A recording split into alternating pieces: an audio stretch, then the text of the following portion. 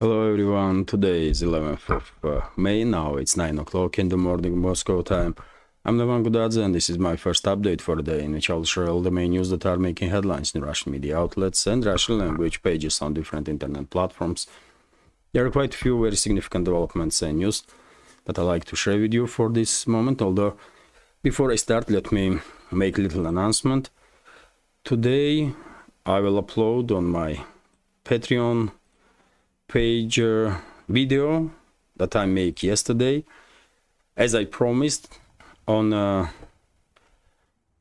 Park Победы or Victory Park, where trophy weapons are displayed, trophies from Zone of Special Military Operation.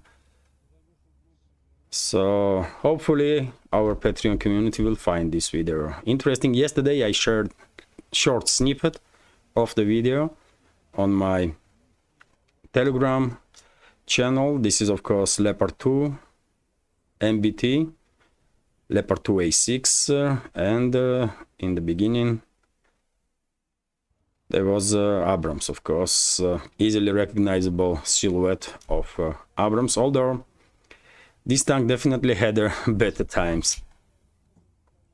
So yes, today I will upload on my Patreon page this video, and as I promised. And now let's go through some news. And first of all, of course, short summary of the situation on Ukrainian battlefield, and main topic of course is situation on Kharkov direction. Yesterday many media outlets, many Telegram channels, other sources start reporting about large-scale Russian offensive operation in Kharkov direction, and there was some sort of hysteria at some point on internet. Although, as I said, by the way, quite a number of times before, I don't see why would Russia start large-scale offensive operations right now, before Ukrainian armed forces will start crumbling and collapsing all along the front line, and therefore I see a situation little differently. In my opinion, what we are observing on the borderline in Kharkov region, between on the borderline between Ukraine and Russia, is creation of a buffer zone. Creation of the buffer zone by Russian forces, that's first.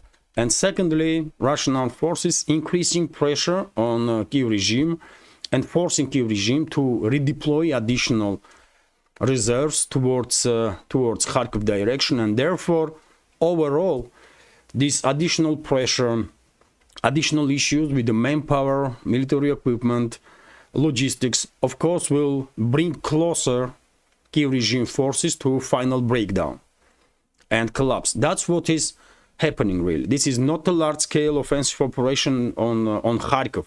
This is total nonsense, by the way. Russian armed forces have just about 50,000, maybe 70,000 military personnel in on the Russian side of the border, and how are you going to conduct large-scale offensive operation on Kharkov, on a city of million residents? It's a huge city, by the way, with immense industrial areas, with immense residential areas.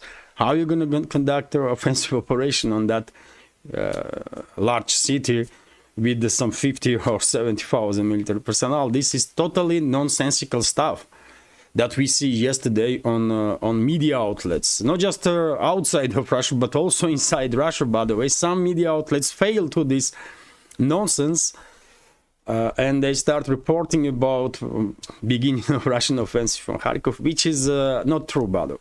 Which is not true. What is happening in reality is Russian forces increasing pressure on Kiev regime, and therefore bringing Kiev regime's militaries to the breaking point. And same time, of course, Russian armed forces will try to establish some buffer zones in certain directions, so that Kiev regime will have lesser opportunities to shell Russian territories, to shell Russian cities and villages, not far away from the border. That's all it is. And well, yesterday there was several directions where Russian forces were conducting this local scale offensive operations. And according to some reports, Russian armed forces established control over the Pilna settlement. Also, in this direction, in direction of Pilna,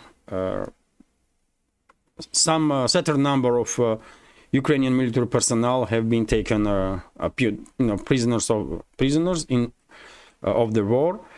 Also, Russian forces established control over the Gatisha settlement, according to reports. And I imagine that Agurtsovo, which is right next to it, probably also are under Russian control. Some more settlements, most likely also right next to the border. Although, once again, this is a local-scale offensive operations, first steps to create a buffer zone.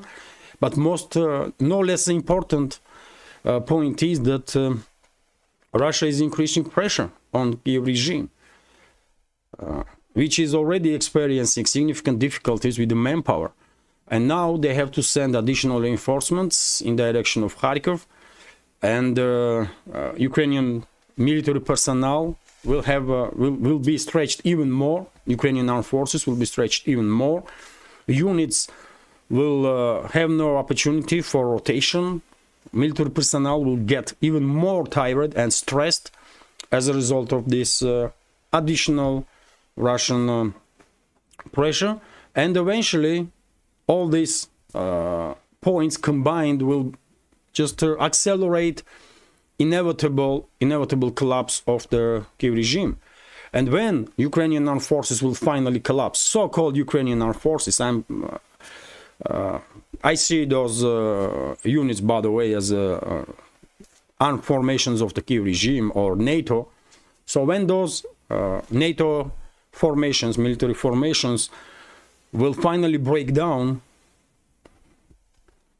that's the time when we should expect decisive actions from the Russian side, large-scale offensive operations, because simultaneously, Kiev regime will finally acknowledge objective reality and most likely will be ready to sign capitulation, because that's how this conflict is gonna end. By the way, Kiev regime will sign capitulation. This conflict will end on Russian terms. There is no other way. No other way. So that's what is happening, by the way. Of course, military channels will provide more detailed information about these local scale skirmishes and which formations, which units went to which direction and what kind of clashes take place in this settlement or that settlement. But that's my reading of the big picture. But by the way, this is not a large-scale Russian offensive. It's not meant to be a large-scale offensive operation. It's just increased pressure on Kiev regime forces and or NATO forces, NATO proxies, let's say, and simultaneously attempt to create some buffer zone on a borderline. And that's it. Also, by the way, when it comes to other sectors of the front line, main activities are taking place nowadays in South Donetsk sector, in Vremovsky salient area, and we are receiving additional confirmations about progress of Russian armed forces in Urozhaina and Staromayorskaya. Even some videos are circulating about advances of Russian forces in this direction. And also, by the way, Russian forces further improving their positions in Krasnogorovka on the southern flank of Donetsk sector of the front line. And more and more channels are reporting about unauthorized withdrawal of Kiev regime forces from Krasnogorovka, about encirclement of a significant number of military personnel of Kiev regime in Krasnogorovka, in eastern part of Krasnogorovka, and basically it seems like defense lines of Kiev regime in this settlement is collapsing, and most likely before end of this week we will see Krasnogorovka being liberated from neo-Nazi and fascist regime, terrorist regime in Kiev. That's it. No reports about some crucial changes on Chisovyar direction. Some sort of operational pause is taking place. I guess, in Chisov. And although, by the way, it did not mean that operational pause on the ground will make less active Russian Air Force. No, Russian Air Force and Russian artillery forces are pounding points of concentration of Kiev regime forces in Chisov, and I guess it will not take long before garrison of Chisov will crack, and probably we will see not just a significant number of POWs that will make the right decision to save their lives and surrender to Russian forces, but probably we will see similar picture to what happened in Avdiivka when Kiev regime forces in panic start run away. At some point, they just start running away from Avdiivka, if you remember, in panic. And they were even shooting each other because they did not knew what was going on. And I guess panic will settle in Ukrainian garrison in Chisov also. And we will see something similar will happen there that we observe in Avdiivka. And yes, this is it for a short summary on the battlefield. Of course, all the media outlets will pay huge attention to Kharkov direction. But yet again, by the way, this is not a large-scale offensive operation of Russian forces. Me personally, I expect Russian decisive actions when Kiev regime's formations or NATO proxy formations will finally collapse all along the front line, not just in one direction or another, but in general, all along the front line, because it does make sense to conduct large-scale offensive at that point, because it will minimize casualty numbers and the damage on the ground. And simultaneously, we should always keep in mind that Kiev regime has to be ready also to sign a capitulation. And because Zelensky is not a person with whom Russia will conduct any negotiations, and at least next 3 to 6 months, most likely Zelensky will stay in power. One should don't expect large-scale Russian offensive operations this same period.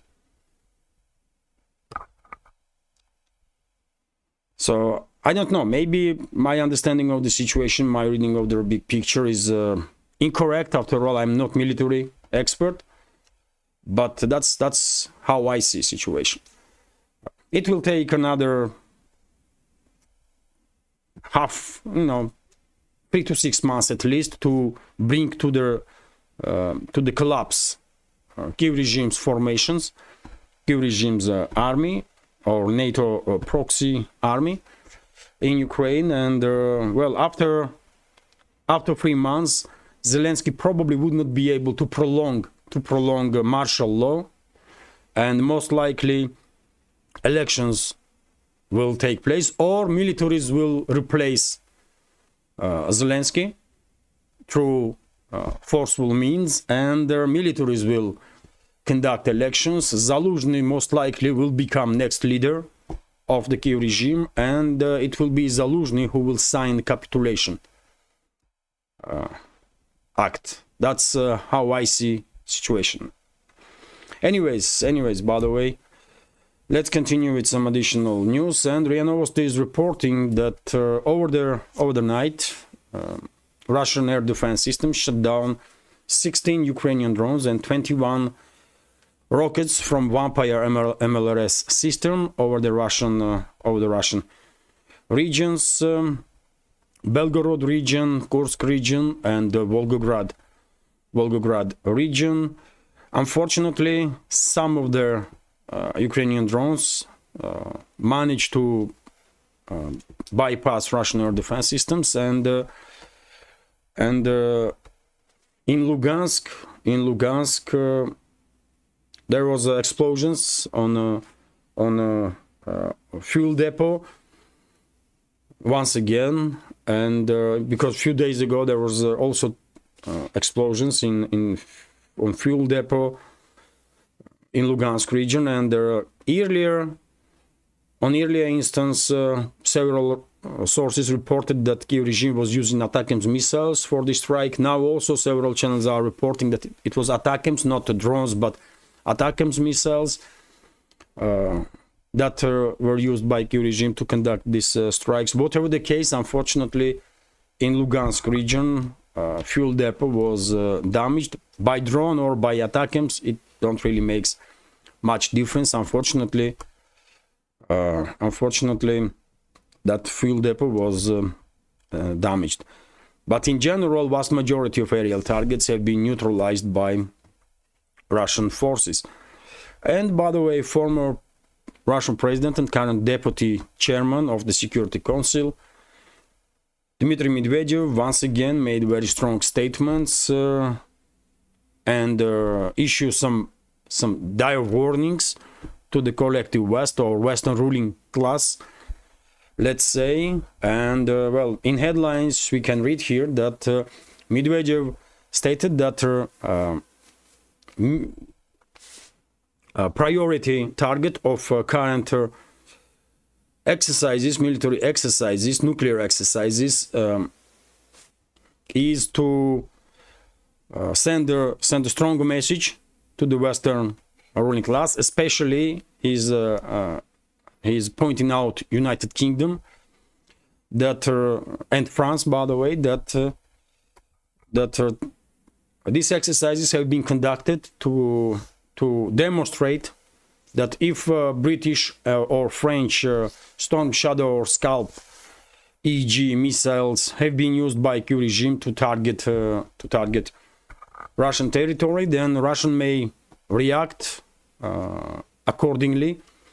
And Russian missiles may carry not just ordinary warheads, but also some nuclear warheads also.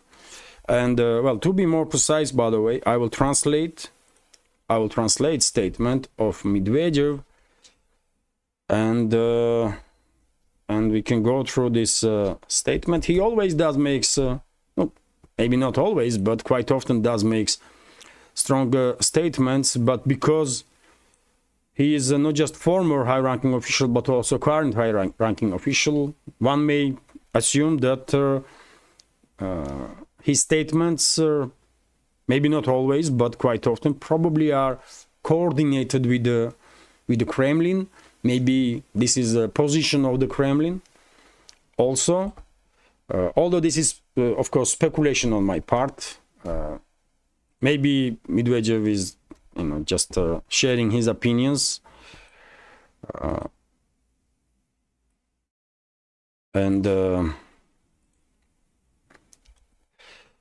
So yes, let's what the heck.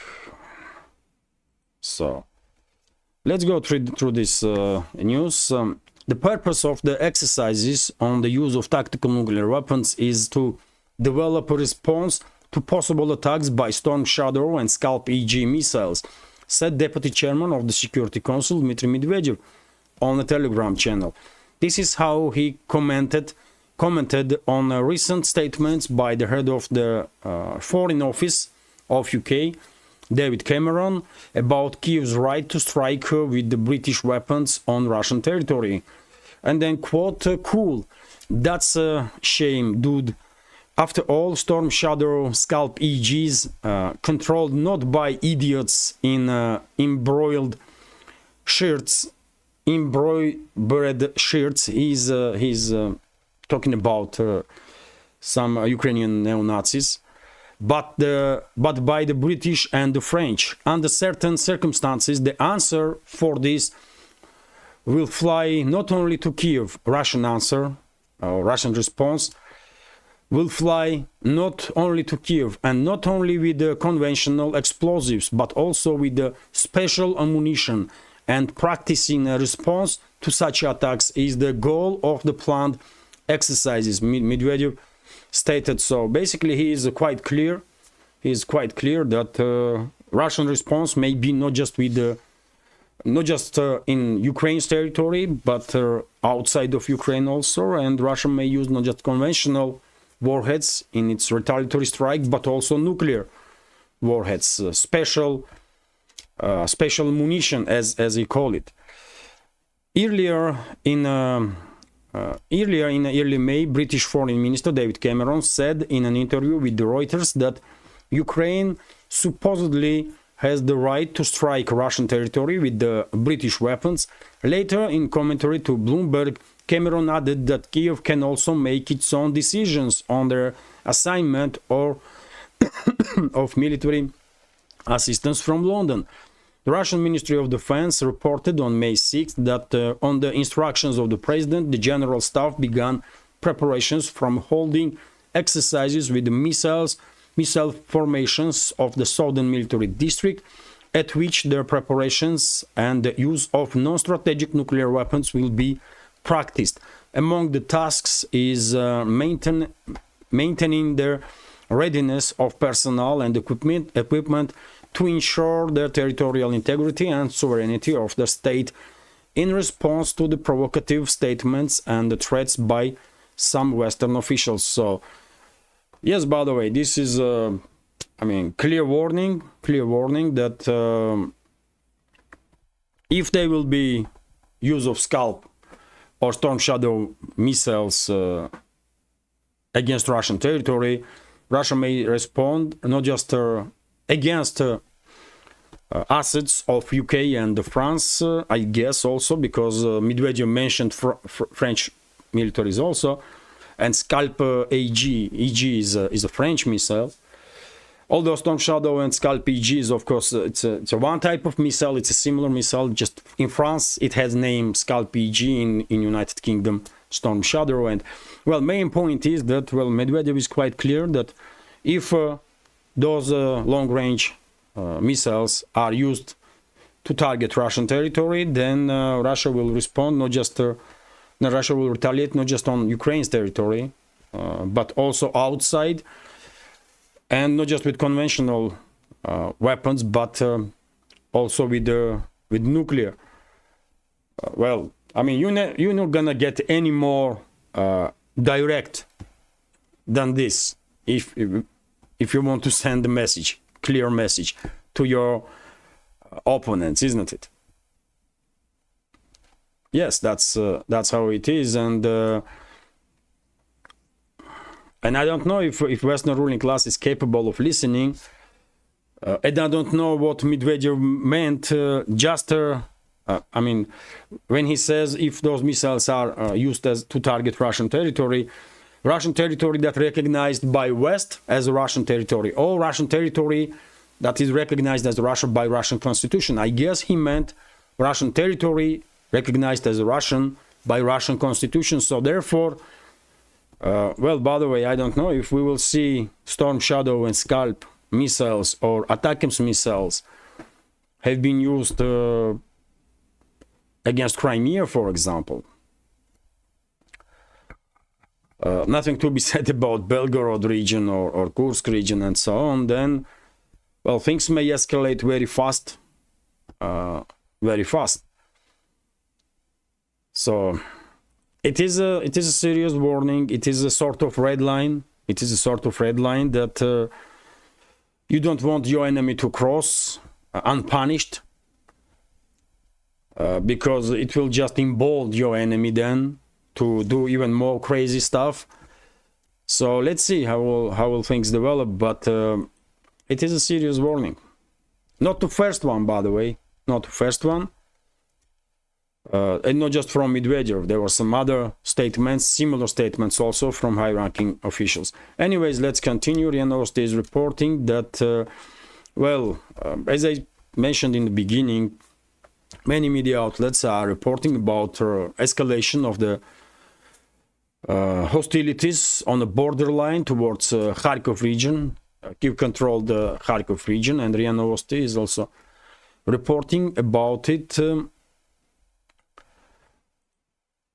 Once again, this is not a large-scale Russian offensive operation. It's just, I don't want to reiterate myself. I already said in the beginning what I think about these activities on the Kharkov direction. RT is reporting that Russia is preparing a larger assault in Ukraine, according to White House. Well, So US is sending another 400 million worth of weapons to give to help hold of Moscow's possible push on Kharkov. This is, I mean, propaganda, by the way, Western propaganda. It's a Western ruling class that basically pushing this narrative that Russia started this large-scale offensive on Kharkov, because it's just not the case. Not yet, not yet. Anyways, let's go through this news. So, White House National Security Advisor John Kirby has said that Russian forces could be preparing a full-on assault on Ukraine's second-largest city of Kharkov after Kyiv accused Moscow of renewing its military push in the region. The Ukrainian Defense Ministry and the President Vladimir Zelensky claimed on Friday that Russia has launched a new large-scale offensive. Yet again, by the way, this is not a large-scale offensive of the Russian forces. This is something completely different. But that's the narrative that Western ruling class, Western propaganda outlets and Kyiv regime is pushing, that Russia started a new large-scale offensive operation. They're gonna beg for some more money, and after some time, by the way, Kyiv regime most likely will start saying that, you know what, look, we stopped Russian large-scale offensive, which never happened, but Western public unfortunately will believe that there was a Russian large-scale offensive on Kharkov, and just look, man, US sent weapons, UK sent weapons, Germany and Kyiv regime managed to stop this offensive. That's what they are doing, by the way. That's what they are doing. They are creating false reality, and they're imposing that false reality on the public in the West, by the way, because worldwide societies will be well enough informed to realize what is going on. But unfortunately, in the West, vast majority of the society that receives information from garbage outlets, so-called media like CNN, BBC, I don't know, MSNBC, New York Times or Washington Post or Wall Street Journal or Reuters or that kind of crap, man. Of course, society that only receives information from those sources, they're gonna believe any crap that they will be told by Western propaganda. So, anyways, by the way, 400 million worth of weapons package will be delivered, or probably already have been delivered to Kyiv regime. And at the same time, quite interesting news here that State Department approved to sell to Ukraine free HIMARS MLRS systems for $30 million US. So this is interesting, isn't it? US and EU are taxpayers, basically, are paying Kyiv regime for everything, for literally everything. Kyiv regime on its own cannot even pay pensions to citizens of Ukraine. That's why I'm always saying that Ukraine is not a state. It's a quasi-state. It's a fiction. And without outside financial support, it will collapse. It would not sustain itself. And look at this, by the way. European taxpayers, US taxpayers have been robbed by their governments on billions and billions, on hundreds of billions at this point. And with that money, Kyiv regime is purchasing weapons where, of course, in US, to buy, in EU also, to further enrich military-industrial complex there. So, yes, probably free MLRS systems will be delivered to Kyiv regime for $30 million US. Not a big sum, but 30 million here, 50 there, 100 there, and eventually military-industrial complex will receive additional hundreds of billions, hundreds of millions, and even billions. That's how things are done. At the same time, Zelensky is stealing significant funds that have been sent from the West, and therefore a few days ago I was reading on one of the sources that Kyiv regime is no longer paying pensions. Pensioners in Ukraine not always receiving their pensions. And where is the money then? where money go? That was sent by EU and US. In pockets of whom? If pensioners are not receiving their money. And I guess it's not just pensioners. Probably salaries have been deleted for people that are working for in public service also. And there are so many complaints from this forcefully mobilized reservists in Ukraine that they are not receiving nothing. No salaries, and when they are get wounded or killed, their families are not receiving compensations. That's what is going on in Ukraine, by the way. Anyways, let's continue. Lentaru is reporting that European Union promised Ukraine 11-page agreement on security. So EU now is promising to guarantee security of Ukraine. Although, by the way, what is important stuff here, according to Wealth media outlet, is that EU is promising that if there is any aggression against Ukraine, EU will definitely help. Although in this document nowhere to be seen deployment of troops, and therefore what is the reason to come up with this 11-page garbage then? I mean, what is going on really? I just don't get it. When it comes to weapon supplies, money supplies, EU is already sent their weapons and money for hundreds of billions. And with this agreement or without it, they will continue to do so as long as the Western ruling class is not being thoroughly checked. And they will be checked. They will come to their senses in fairly short time, in relatively short time. But meanwhile, with the agreements or without about security or whatever nonsense this is, European citizens, European taxpayers will be robbed by Brussels anyways. And although, by the way, all these agreements, there is also one point that all these agreements, bilateral agreements between Kyiv regime and their NATO member states about security guarantees to Kyiv regime, and this agreement, for example, when it will be signed with Brussels, with EU, maybe and most likely will be used by collective West to justify occupation of the Western Ukraine.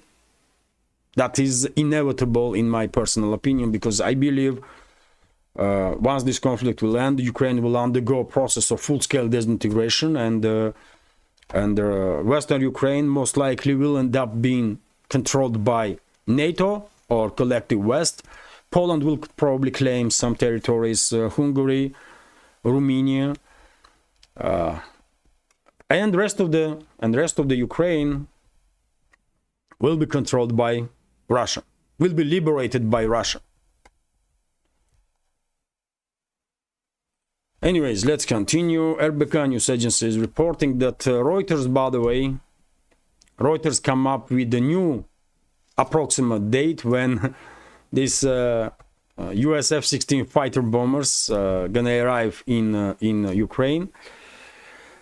And now Reuters is writing that the first batch of F-16s from Western allies of the Kyiv regime will arrive in Ukraine in June or July.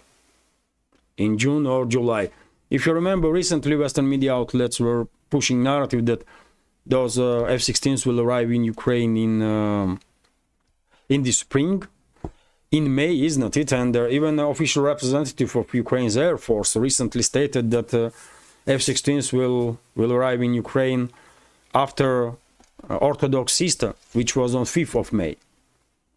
But now we have new dates. It's June or July. And when June and July comes, probably there will be another date, September or October.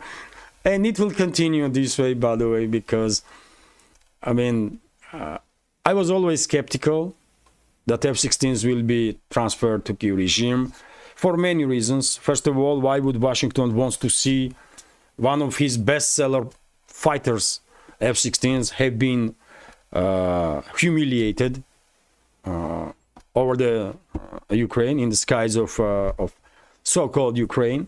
Why would Washington want that to happen? Or whoever is producer of those planes, I don't know, it's Lockheed Martin or let me check, by the way. Who is producing F-16s? Probably it's Lockheed Martin. I don't think it's Boeing. Oh, it's General Dynamics, by the way. Okay. It's General Dynamics.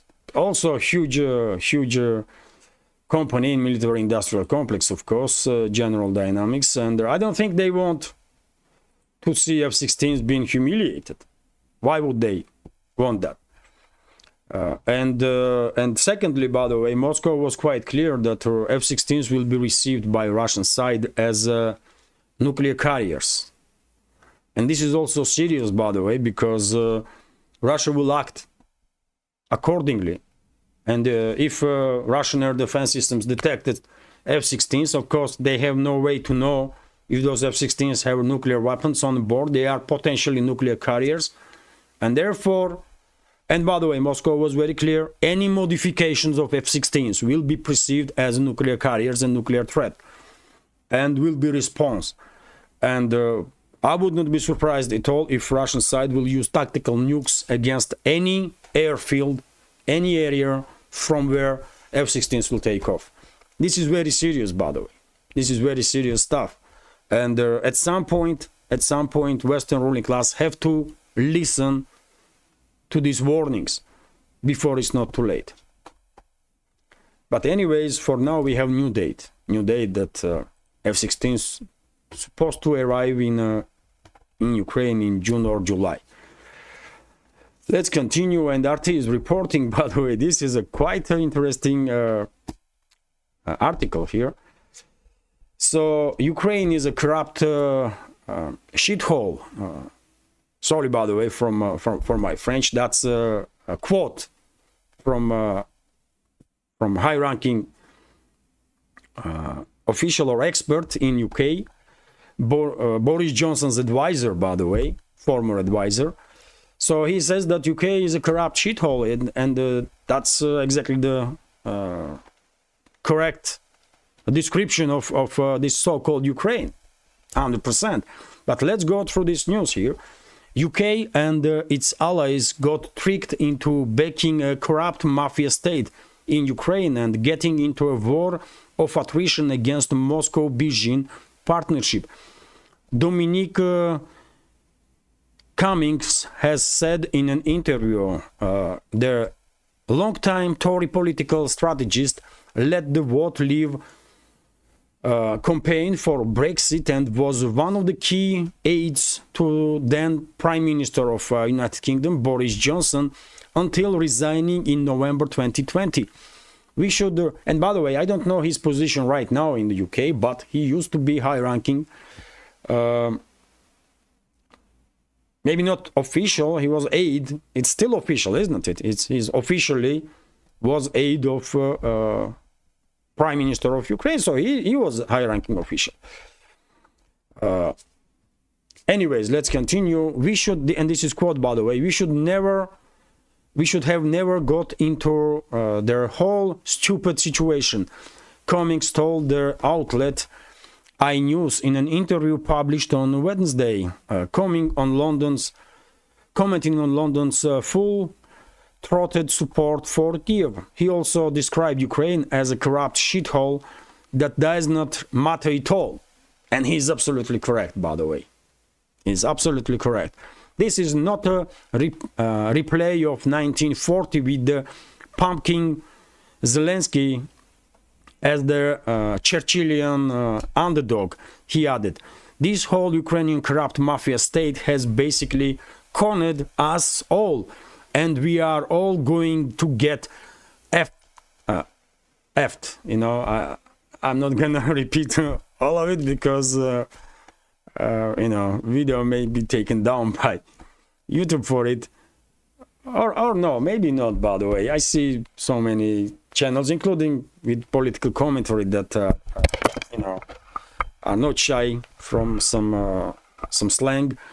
But you can see here, isn't it? So he's saying that this whole Ukrainian corrupt mafia state has basically conned us all, and we are all going to get effed up as a consequence.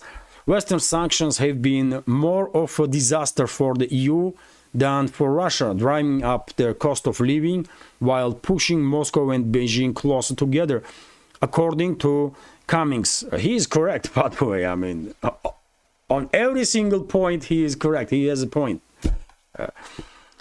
All the West managed to do is get into a war of attrition with Russia, who we pushed into an alliance with the world's biggest manufacturing power. Also correct. Cummings also addressed their argument that Russian President Vladimir Putin needed to be taught a lesson about invading neighbors, and then quote, the lesson we were taught Putin is that we are a bunch of total fucking jokers. He said, I mean, Putin already knew that before the war, but this has emphasized it and broadcast into the entire world what a bunch of clowns we are, he added. Between the sanctions regime and the US trying to seize frozen Russian assets, the West is encouraging the emergence of alternative global financial systems. He also explained, and also correct, by the way, Cummings slammed Johnson, with whom he is no longer on speaking terms, for using the Ukraine conflict for acting out his Churchillian fantasies, as well as the parliament, which swallowed all of his total bullshit on Ukraine and actually took it seriously. Johnson was a key figure in getting Kiev to reject the peace deal with Russia in April 2022, according to the top Ukrainian negotiator, as well as Ukrainian media. So, by the way, once again, I don't know on what political stance this person is right now, a former advisor of the Boris Johnson. I don't know nothing about him, but in this particular case, every single point that he made during this interview makes total sense, isn't it? It does make total sense, man. And once again, sorry, dear friends, for my French, but I was reading news. That's language that this person used, because I guess he's fed up with this, you know, with everything that is going on in terms of geopolitics. And he gave an interview in no nonsense style, you know, straight as it is, and he speak his mind, you know, quite directly. So, yes, man, there are people. Of course, there are people in the West that are opposing these crazy policies of the Western ruling class, but unfortunately, these well-informed intellectuals and decent citizens in the West, they are a minority. I'm not saying that people that are under influence of propaganda are not decent. They are also decent, but unfortunately, they are under influence of propaganda, and therefore, they have become tool in hands of the Western ruling class. But obviously, there are minority, well-informed minority that definitely deserves support from worldwide, because they are in a very difficult situation. They are trying to inform their fellow citizens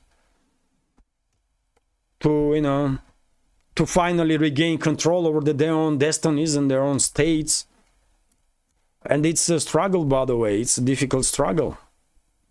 I read so many times in comments sections under the videos here on YouTube and Rumble and on Patreon that many members of our community, man, whenever they are trying to, you know, share objective information with the friends, you know, they are seeing that it's like a wall, by the way. Gripe of propaganda is so strong on people, on majority of the society in the West, that those people are just not in a position now to see the truth. You are showing in them, and they are just refusing to believe what they see. That's how bad situation really is. And this is, I mean, that's why I was a little surprised to see this this interview when official, former high-ranking official is, you know, giving an interview with calling out everything, basically. And, well, next news is from Vzglyad newspaper. And, well, another well-known expert, by the way, in the West, Larry Johnson, former analytic expert in analyst of the CIA, and voice of reason, I will say, from US, stated that, predicted basically that Russia will eventually control Kiev and Odessa. And I will agree with him. I will definitely agree with Odessa point. And I obviously I want Kiev to be liberated also. And I'm 95% convinced that after this conflict will end, Ukraine will undergo this full-scale disintegration process, and Western Ukraine will be controlled by collective West, and the rest of the Ukraine by Russia, will be liberated by Russia, including Odessa, of course, including Kharkov, including Kiev, although I will leave 5%, 3 to 5% on the possibility that Kiev and surrounding areas, Kiev region basically, will remain as a landlocked quasi-state under the name of Ukraine on the political map. After all, by the way, I'm always, you know, keeping in mind this map that was displayed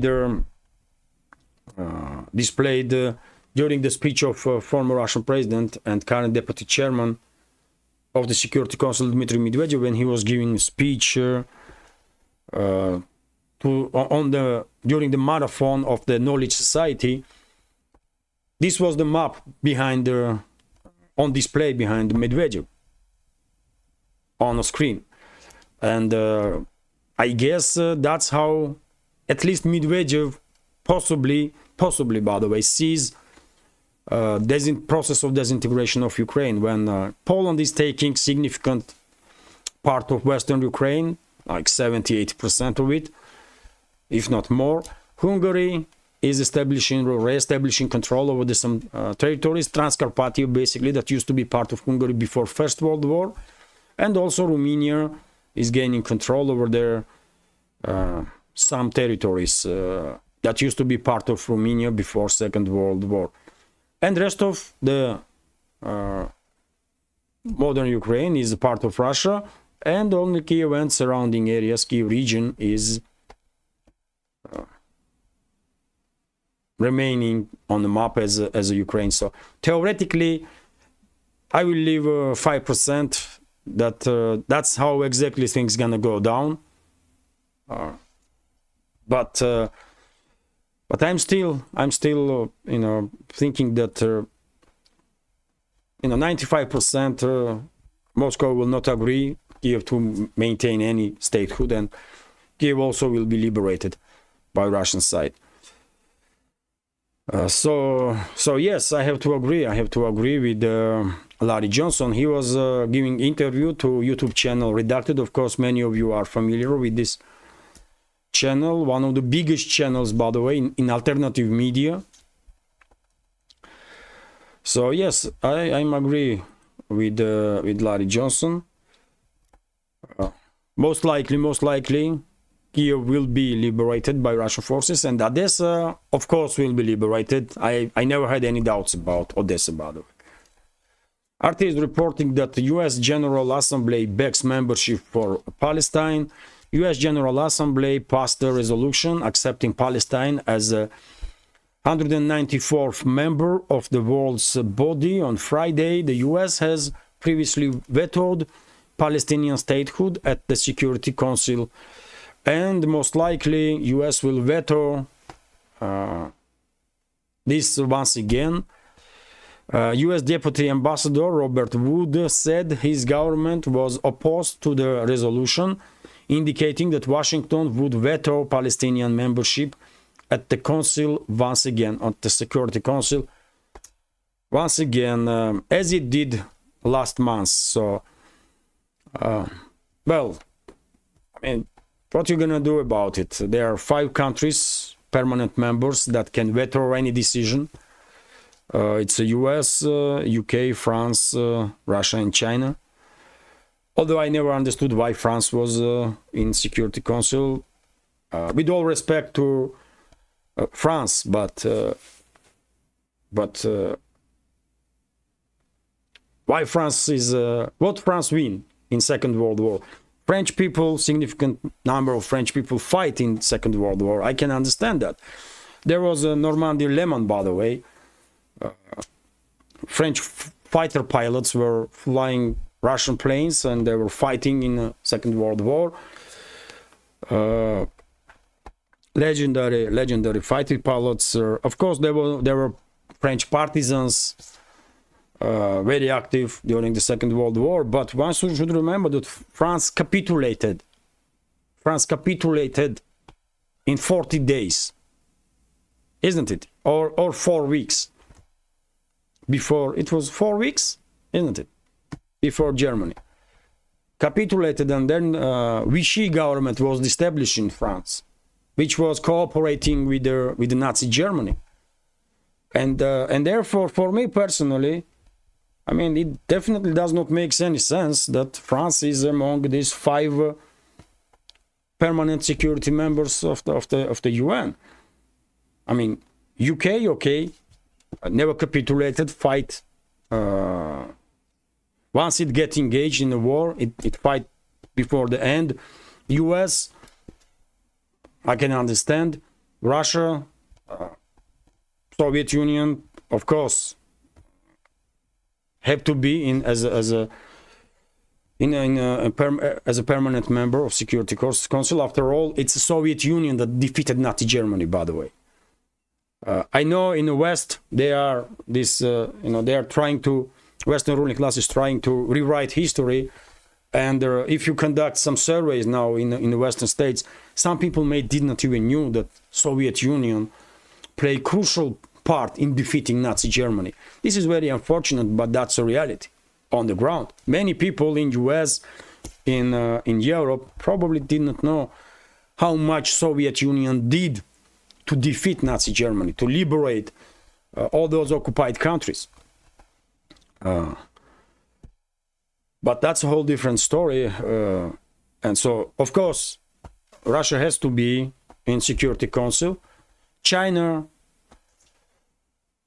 fight against Japan, of course, and deserves to be in Security Council. China undergo some horrible stuff on the Japanese during the war with Japan, and the Japanese forces were conducting some atrocious acts, by the way, in China, in Korea, by the way. And yes, I can understand Chinese presence in Security Council, but France, come on, man. They capitulated in 4 weeks, and they are in Security Council. Really? What for? Anyways, this is a whole different topic. But we do all respect, by the way. But I mean, if France is in Security Council, why not Poland then? Or why not Spain? I mean, although Spain was on Nazi side, by the way. Sorry, there's a bad comparison. Spain was a fascist at the time, run by fascists. But Poland, for example, why Poland is not a permanent member of the Security Council then? If it comes to European, continental Europe. or Belgium or Denmark or I don't know, Finland. Although Finland also is a bad example. Finland also was on the Nazi side during the Second World War. But anyways, you get my point. It's a little frustrating to see France and always was a little frustrating to see France among permanent members. And the UN itself, by the way, is something that has to be reformed, because why India is not in Security Council as a permanent member? Why Brazil is not there? Why South Africa is not there? You know, so therefore UN is a done organization. By the way, it's finished. It's you know, total failure, I will say. At this point, it does make no sense to finance this organization that basically can do nothing. TASS news agency is reporting that, according to NBC, by the way, according to NBC, while Washington, White House, is stating that Biden's administration is stopped deliveries of weapons to Israel due to Israeli offensive on Rafah. Well, NBC and some other media outlets, by the way, in the US find out that weapons still being delivered to Israel, despite the official statements of the White House. And dear friends, if you remember, it was yesterday, isn't it? In yesterday's update or day before, I said exactly that. I said that despite all these statements from Biden, which is for domestic use, that some weapons will not be sent to Israel because of this and that, I said that's for domestic use. In secrecy, most likely weapons will still be sent to Israel, because that's how influential Israeli lobby is in US. And I was correct.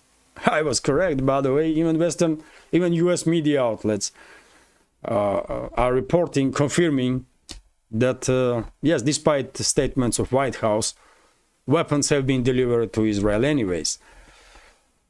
And by the way, RT is reporting that Israel's war cabinet approves expansion of the Rafah operation. So Netanyahu's government clearly don't care about anything and any advices from this world.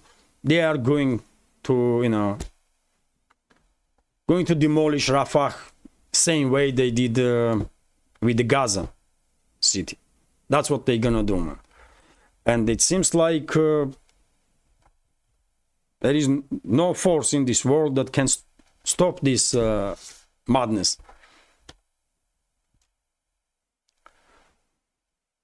That's unfortunate, and mainly because US, by the way, US is a cover-up for all the crimes that Netanyahu's government is committing. US is covering up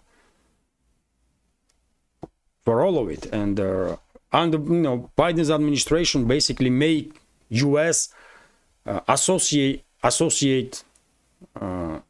participant of the attempted genocide. And they're clearly war crimes against humanity. Of course, U.S. committed numerous war crimes against humanity in his history, man. This is unquestionable, but there will be another one that U.S. will be associated forever because of its Biden's administration's cover-up for crimes of Netanyahu and his fascist government.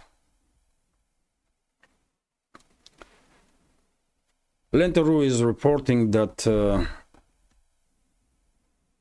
well, that's quite interesting, by the way. In Syria, Russian military personnel blocked convoy of US militaries with some 6 Bradleys in this convoy, and well, as a result of this standoff, eventually US militaries were forced to turn around and go back from areas from where they arrived in that particular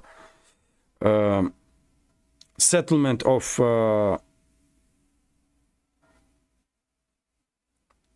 Sarmuak Paukani in Haseke province, which is northern eastern part of Syria. So, well, it's good, by the way, that this standoff was, did not escalate, and U.S. militaries will just turn around and go back to the base. Illegal base, by the way. U.S. forces are occupation forces in Syria. While Washington is accusing other countries, including Russia, Washington itself, by the way, I mean, Russia definitely has all the reasons to conduct special military operations, all the reasons. But Washington has no reason to be in Syria, to occupy Syrian land, and to steal Syrian wealth, oil, gas, etc. But U.S. forces and forces of some other NATO member states still are in Syria and are occupying territory. And Washington, London, Brussels, they are trying to talk with the world with if they have any moral high ground. But they don't. We don't see Washington, London, or Brussels as places of high morality. No, man, it's a places of total degradation and disgrace. That's how we see Western ruling class and major capitals of those, in political sense, of course, of those NATO member states or collective West. But it's interesting and dangerous also, by the way, because I mean, this time, well, situation was resolved without clashes, but some other time, who knows what may happen, you know?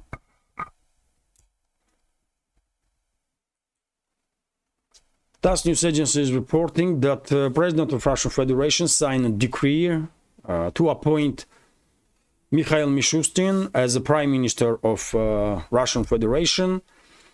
Yesterday there was Mishustin was in Russian Parliament, and he received all the approval from Parliament, and Russian President appoint him as a Prime Minister. Before end of May, Mishustin will create a new cabinet. Most likely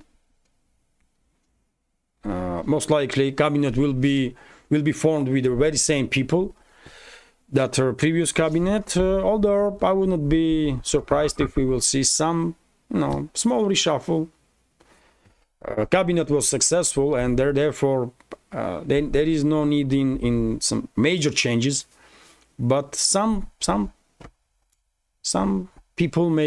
new people may appear among ministers.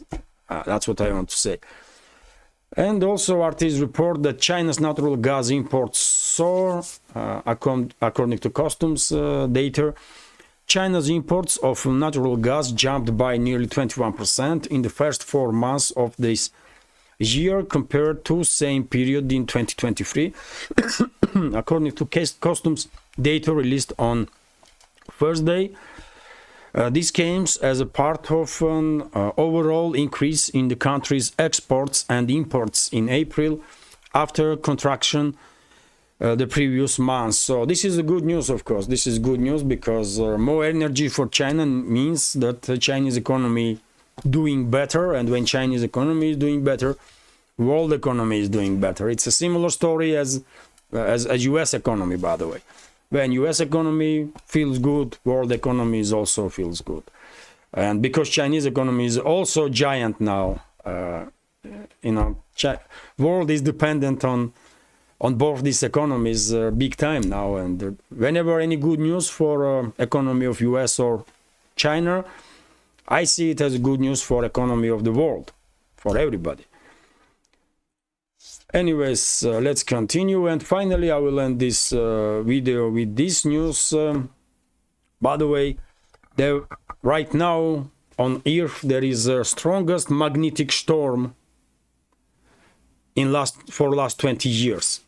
there was several coronal mass ejections on the sun in previous days, and several of those clouds of these charged particles, you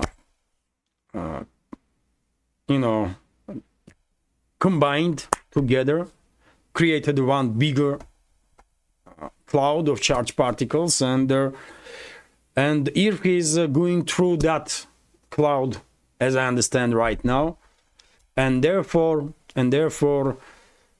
some first of all, people that are you know, how you say it,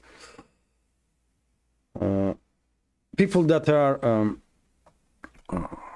feeling these changes in the weather should be careful, because these magnetic storms may influence on the blood pressure, as I understand. I certainly feel these magnetic pressures and magnetic storms, and also because it's a huge magnetic storm, there was some amazing views, by the way, amazing views seeing in the central parts of the Russia and Europe. For example, this is Northern Lights over the Donetsk, by the way. Look at the sky. And this is Northern Lights in Kharkov direction. This is pictures that were made by Russian soldiers. This is, by the way, Northern Lights in Austria.